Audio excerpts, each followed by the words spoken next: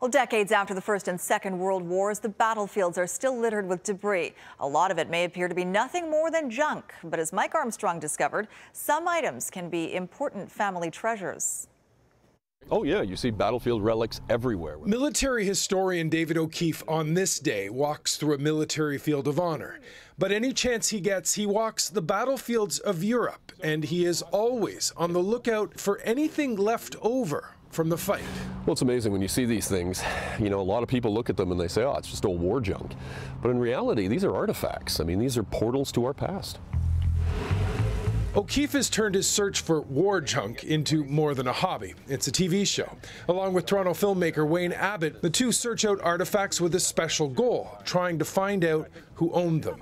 In an episode to run Sunday night on History Channel, they visit what they thought was a small museum near the Somme in France.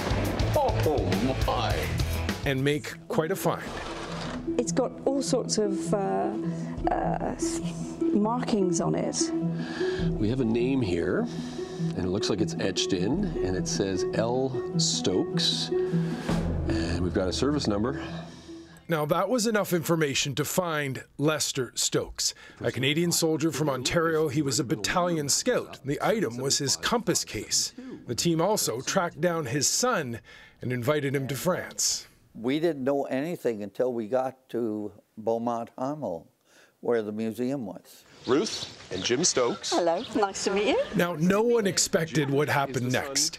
Jim Stokes' father was a scout, and his compass was his most vital piece of kit. When they pulled out the compass case to surprise him, Stokes had a surprise of his own. There's something missing, isn't it? Oh, the compass.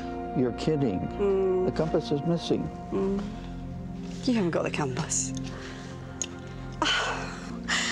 And my That's father amazing. carried it all his life. Right through to the end.